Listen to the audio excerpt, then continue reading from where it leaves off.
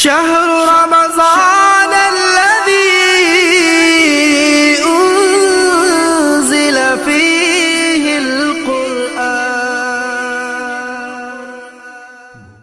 السلام علیکم ورحمۃ اللہ وبرکاتہ. الحمد للہ رب العالمین والصلاة والسلام علی اشرف الانبیاء والمرسلین نبینا محمد وعلی آلہ واصحابہ اجمعین، اما بعد. 9ویں پارے کا تھوڑا سا خلاصہ یا اس میں آئی ہوئی منتخب آیات کا مطلب اور مفہوم انشاءاللہ ہم آپ کے سامنے بیان کریں گے. سب سے پہلے 9واں پارہ جب شروع ہوتا ہے تو وہاں حضرت شعیب علیہ السلام کی قوم کا تذکرہ ہوتا ہے. جانتے ہیں حضرت شعیب علیہ السلام جس قوم کی طرف نبی بنا کر بھیجے گئے تھے، ان کے اندر ایک بڑی غلیظ عادت تھی. وہ یہ ہے، ناپ تول میں وہ لوگ کمی کرتے تھے، یعنی برابر تولتے نہیں تھے. اور یہی بری صفت مدینے کے اندر بھی پائی جاتی تھی. جیسا کہ حضرت عبداللہ ابن عباس رضی اللہ عنہما کہتے ہیں، اللہ کے نبی صلی اللہ علیہ وسلم مکہ سے مدینہ تشریف لائے تو آپ نے مدینے والوں کو دیکھا کہ مدینے کے مارکیٹ میں لوگ تول میں آگے پیچھے کرتے تھے. اللہ نے وَيْلٌ لِّلْمُطَفِّفِينَ نامی آیتیں اتار کر اللہ نے بتایا جو لوگ ناپ تول میں کمی کرتے ہیں ان کے لیے تباہی و بربادی ہے. اللہ تبارک و تعالیٰ کیسے سائیکالوجی اور نفسیاتی انداز سے پوچھتا ہے اللہ تعالیٰ سوسیس میں، جب تم لوگوں سے لیتے ہو تو پورا لیتے ہو، جب دینے کی بات آتی ہے تو اس میں گھٹا دیتے ہیں. اور آج کل یہ سب سے زیادہ یہ ڈنڈی مارنا، ناپ تول میں کمی کرنا بدقسمتی سے مسلمانوں میں زیادہ ہو گیا ہے. اگر میں آگے بڑھ کر یہ کہوں، پیٹرول پمپ وغیرہ میں جتنی دھاندلی ہوتی ہے کہیں اور جگہ نہیں ہوتی. ایسی سیٹنگ ہوتی ہے اس میں 100 روپے کا پیٹرول بولے تو بس 10 سیکنڈ کے اندر پورا ختم ہو جاتا. پتہ نہیں کتنا پڑتا ہے، دیکھتے نہیں ہیں سب. اسی لیے لوگ کیا کرتے ہیں، 100 نہیں 110 کا ڈالتے تاکہ اسے جو ہے دھاندلی کا موقع نہ ہو. تو لہٰذا یہ جس قوم میں ناپ تول میں کمی کرنے کی پریشانی آ جاتی ہے اور جن کے اندر بھی یہ چیز آ جاتی ہے، تو اللہ کے نبی صلی اللہ علیہ وسلم نے کہا کہ اس قوم پر کیا ہوتا ہے، اللہ تعالی قحط سالی میں مبتلا کر دیتا ہے. آج ہم دیکھتے ہیں کہ یہ برائی ہماری مارکیٹ میں بھی ہے. اور ایک بات بھی آپ دیکھیں گے، غیر مسلم جتنے انداز سے اچھے انداز سے گراہک سے بات کرتے ہماری قوم بات نہیں کرتی. وہ جائیں گے تو پانی پوچھیں گے. کافی چیزیں ہیں تجارت کرنے کے لیے اسلام نے جو اصول بتائے مسلمانوں نے اس کو چھوڑ دیا. ان تمام اصول کو غیر مسلموں نے اپنایا تو پورا مارکیٹ ان کے ہاتھوں میں، اور ہم جو ہے صرف دیکھ کے ریفتری کی طرح تماشا دیکھ رہے ہیں. تو اب دیکھیں گے اس قوم پر 3 قسم کے عذاب آتا ہے. انشاءاللہ جب وہ ذکر آئے گا 19ویں پارے 20ویں پارے میں اس کا وہ ذکر ہوگا.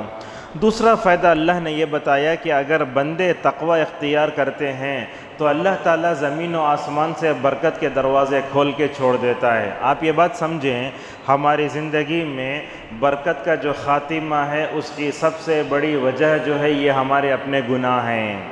2-3 دن سے دیکھ رہے ہیں آپ امت مسلمہ کیسے ذہنی تناؤ سے گزر رہی ہے. مسجد 9 بجے بند کر دو، 9:30 بجے بند کر دو، اور پتہ نہیں آنے والے دنوں میں کیا ہوگا.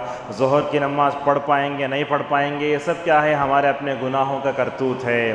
روایتوں میں آتا ہے، علامہ ابن کثیر نے ذکر کیا ہے کہ تقریباً آج سے 800 سال پہلے ایسا واقعہ پیش آیا تھا. بیماری بڑھ گئی تھی تو بادشاہ نے بلا کر سب مسلمانوں کو حکم دیا، جس کے گھر میں میوزک کے آلات ہیں سب توڑو، ناچنا چھوڑو، اللہ تبارک و تعالیٰ کے جناب میں توبہ کرو، اللہ تبارک و تعالیٰ بیماری کو دور کرے گا. جب مسلمان اپنے رب کی طرف رجوع ہوئے تو دوبارہ وہ نعمتیں پائی جو ہمارے پاس تھیں.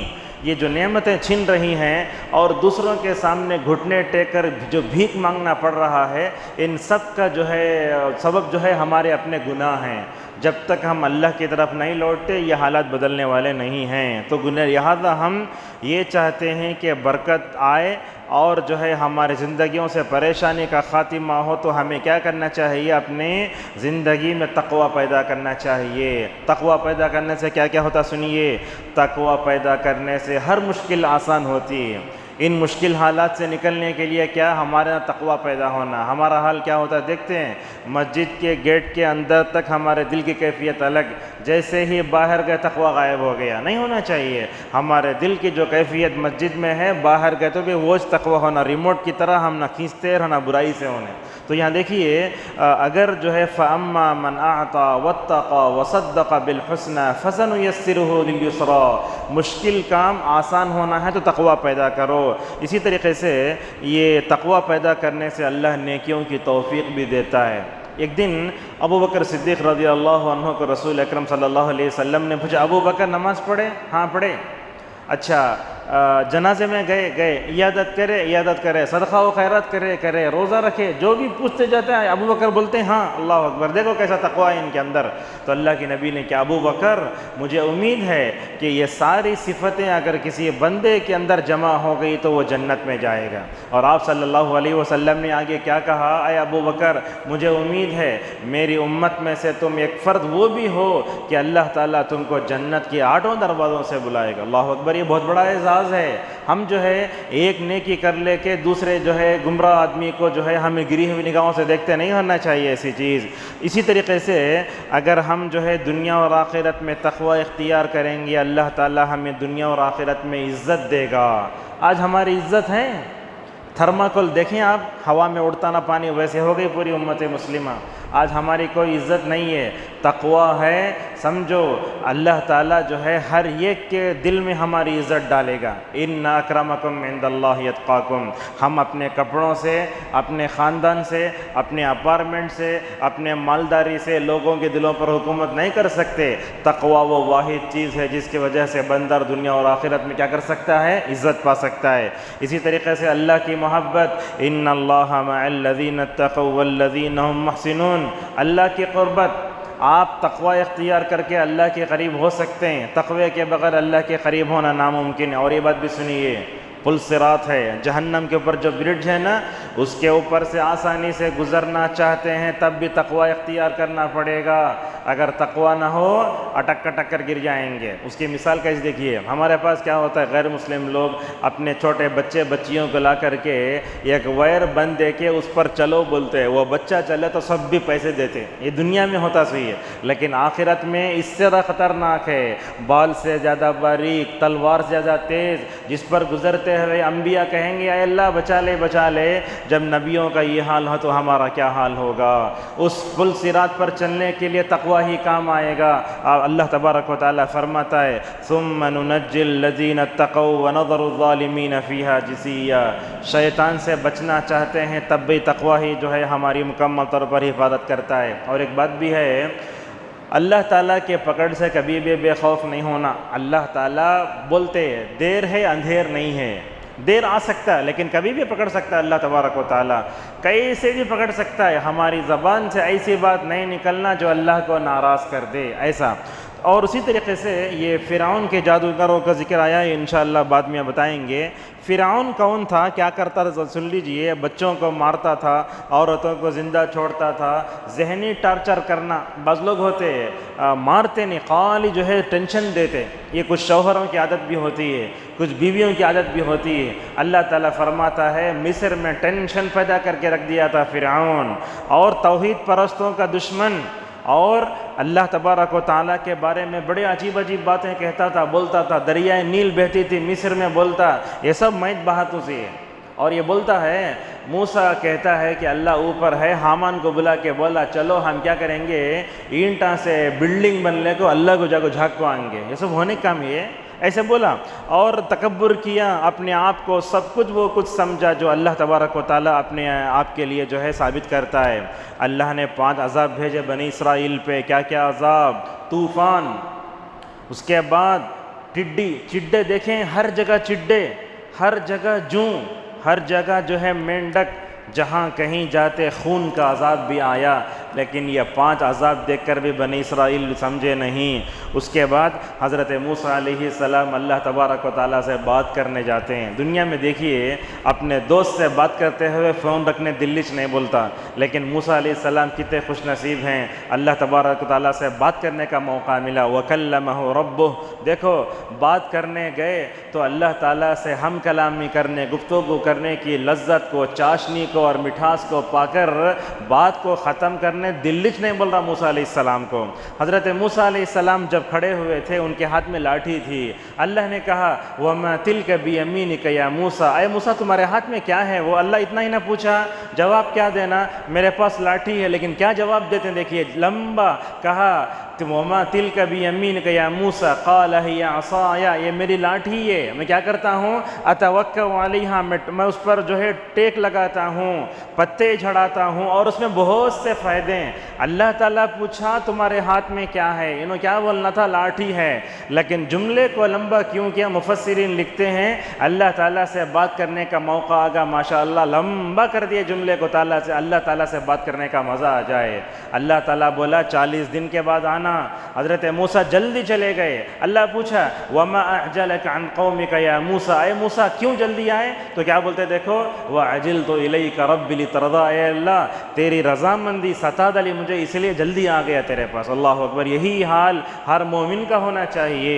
معزز حاضرین، دنیا میں بات کر رہے تھے، اس موقع پر حضرت موسیٰ کے دل میں یہ خیال آیا میں جس رب پر ایمان رکھتا ہوں کیوں نہ دیکھوں میں اسے؟ سوال آیا تو اللہ تبارک و تعالیٰ سے سوال کر بیٹھے رب ارنی انظر الیک، اے میرا رب میں تجھے دیکھنا چاہتا ہوں۔ اللہ سے سوال کرتے ہیں، اللہ تبارک و تعالیٰ کیا فرماتا ہے، لن ترانی، اے موسیٰ تم مجھے دیکھ نہیں سکتے۔ دیکھ سکتے ہیں؟ ارے ہم آپ کو بولتے ہیں دنیا میں اللہ تعالیٰ نے جس سورج کو پیدا کیا ہے اس کو گھورنا مشکل ہے، تو یہ کیا کمزور آنکھیں اللہ تعالیٰ کے نور کو برداشت کر سکتی ہیں؟ سمجھ رہے ہیں آپ؟ سورج کو گھور سکتے ہیں؟ نہیں گھور سکتے، چشمہ لگا لیتے ہم۔ اب اللہ تعالیٰ نور ہے، اللہ تعالیٰ کو کیسے دیکھ سکتے ہیں آپ؟ اللہ نے کہا اے موسیٰ دیکھو، اگر تم مجھے دیکھنا چاہتے ہو کیا، میں اپنی تجلی اور نور پہاڑ پر ڈالتا ہوں۔ پہاڑ پر، پہاڑ کیسا سخت ہوتا ہے، پہاڑ کو 2 ٹکڑے کرنا تو بم رکھتے اس میں، جب چٹان پھٹتی ہے۔ اللہ تبارک و تعالیٰ نے کہا کہ اگر میں اپنی تجلی پہاڑ پر ڈالوں، پہاڑ اپنی جگہ پر رک کر رہے تو کیا کرو، دیکھو تم دیکھ سکتے ہو۔ فَلَمَّا تَجَلَّى رَبُّهُ لِلْجَبَلِ جَعَلَهُ دَكًّا، اللہ اکبر، اللہ نے اپنی تجلی پہاڑ پر ڈالی تو پہاڑ ریزہ ریزہ ہو گیا۔ اللہ کی عظمت کے سامنے پہاڑ ٹک نہیں سکا، تو انسان جو حقیر پانی سے پیدا ہوا ہے ٹک سکتا ہے؟ نہیں ٹک سکتا۔ لیکن ہمارے معاشرے میں ایک بات مشہور ہے، ہمیں جو سرما لگاتے وہ پہاڑ وہ جس پر موسیٰ کھڑے پر جل گئے تھے، وہ بات غلط ہے۔ وہ سرما کا ہے، سونا چاندی کی طرح زمین سے نکلتا تھا۔ آپ یہ مت سمجھو کہ وہ پہاڑ جل گیا نا وہ ہمیں سرما لگا لیتے ہیں، ایسی باتیں بہت سے درمیان میں آ جاتی ہیں۔ اب دیکھیے حضرت موسیٰ علیہ السلام جیسے پہاڑ کو دیکھے پہاڑ ریزہ ریزہ ہو گیا تو بے ہوش ہو گر گئے۔ اللہ اکبر، جیسے ہی جو ہے ہوش آیا حضرت موسیٰ نے کہا اے رب یہ سوال نہیں کرنا تھا میں جو میں تمہارے سے کر دیا، تو لہذا اللہ تبارک و تعالیٰ کو دنیا میں دیکھ سکتے کا ایک سوال آتا۔ صالح فضان حفظہ اللہ سے پوچھا گیا تو شیخ نے کہا اللہ کو دنیا میں دیکھ سکتے لیکن یہ آنکھیں اس کو برداشت نہیں کر سکتی، اسی لیے اللہ تبارک و تعالیٰ کو دیکھنا ناممکن ہے۔ معزز حاضرین، ہم جانتے ہیں اب ہم جو ہے انشاءاللہ قیامت کے دن محشر کے میدان میں، اس کے بعد جنت میں بھی اللہ تبارک و تعالیٰ کو دیکھیں گے انشاءاللہ۔ اللہ تبارک و تعالیٰ کہتا ہے وجوہ یومئذ ناظرہ للذین احسنوا الحسنی وزیادہ۔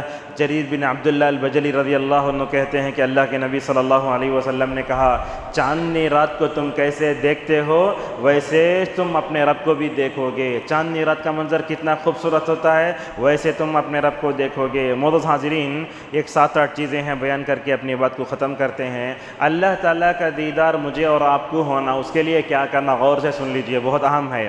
سب سے پہلے ہمیں دعا کرنا چاہیے۔ رسول اکرم صلی اللہ علیہ وسلم دعا کرتے تھے اللہم انی اسألک لذۃ النظر الی وجہک الکریم والشوق الی لقائک۔ ایک تو یہ ہوا، دوسرا اللہ کے دیدار کو پانے کے لیے 2 نمازیں کبھی نہ چھوڑو، فجر اور عصر، یہ 2 اہم نمازیں، یہ 2 نمازیں پڑھیں گے نا اللہ تبارک و تعالیٰ دیدار کے لیے راستے پیدا کرے گا۔ تیسری بات یہ ہے ایمان لانا، شرک سے بچنا۔ دنیا میں جو کافر ہیں، یہود ہیں، نصارہ ہیں، مسلمانوں کے علاوہ جو بھی ہیں، اگر وہ کفر پہ مر گئے، حالانکہ محشر کا میدان یہ کچ، لیکن وہ اپنے رب کو دیکھ نہیں پائیں گے، اللہ تعالیٰ پردہ کرے گا ان سے، حالانکہ میدان ایک ہی ہے، کلا انہم عن ربہم یومئذ لمحجوبون۔ اور اسی طریقے سے اس کی خوشنودی کو پانے کے لیے کوشش کرنا چاہیے۔ 5، اپنے عمل میں اخلاص پیدا کر کے ریا سے دور رہنا چاہیے۔ صبر کرنا، اللہ کی رؤیت کو پانا ہو، دنیا میں صبر کرنا، اللہ تعالیٰ سے مدد مانگنا۔ نمبر 7، اللہ تعالیٰ کی محبت پیدا کرنا اپنے دل میں۔ حدیث میں آتا ہے جو بندہ اللہ سے ملنا چاہتا ہے اللہ بھی اس سے ملنا چاہتا ہے، جو بندہ اللہ سے ملنے میں کراہت محسوس کرتا ہے نعوذ باللہ، اللہ تعالیٰ بھی اس سے کراہت محسوس کرتا ہے ملنے سے۔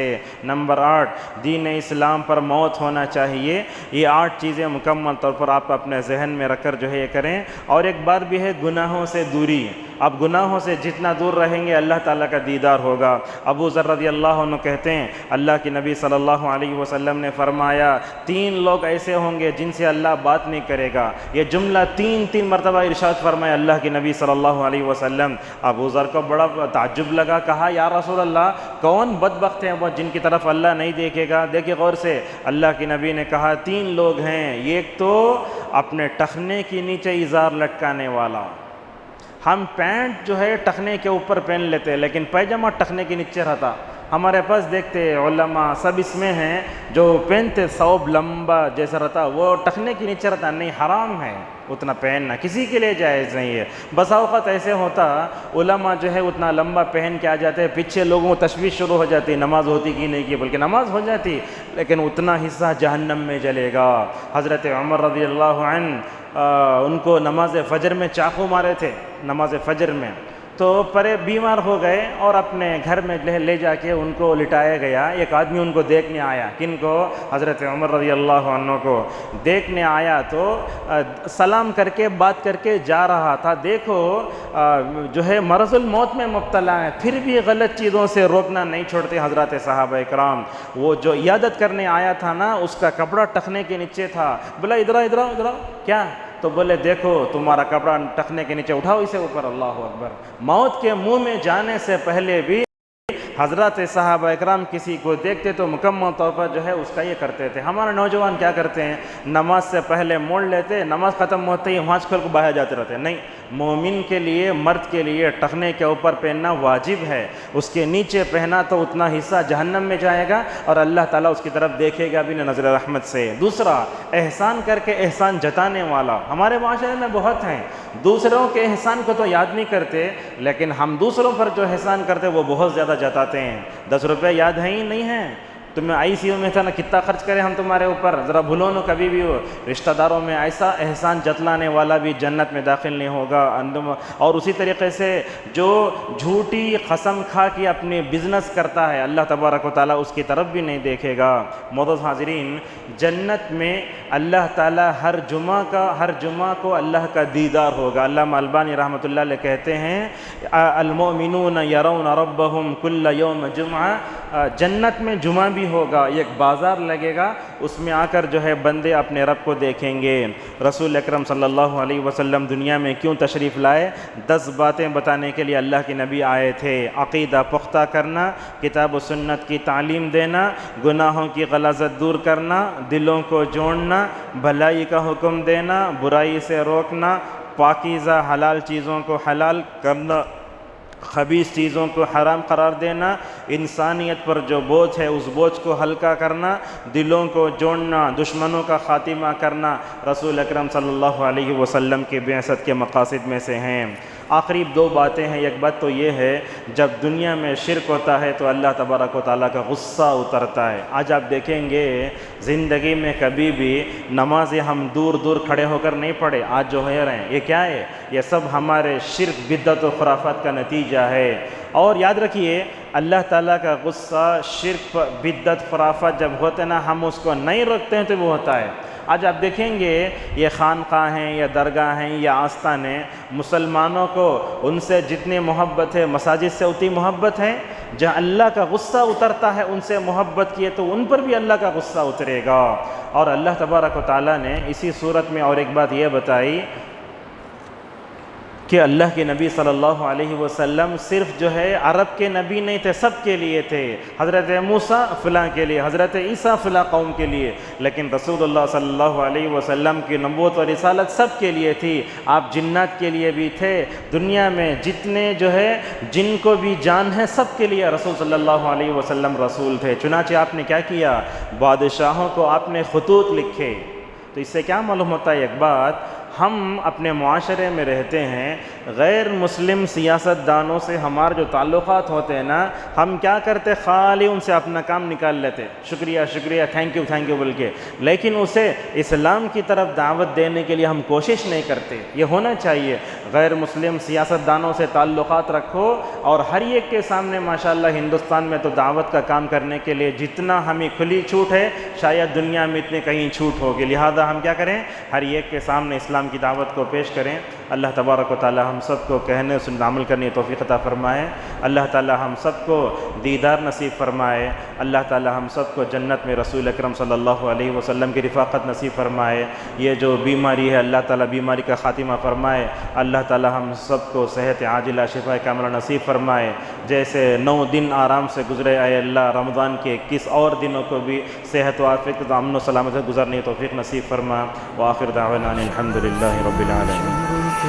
شهر القرآن رمضان، شهر الصيام، شهر القيام، شهر القرآن، شهر القرآن.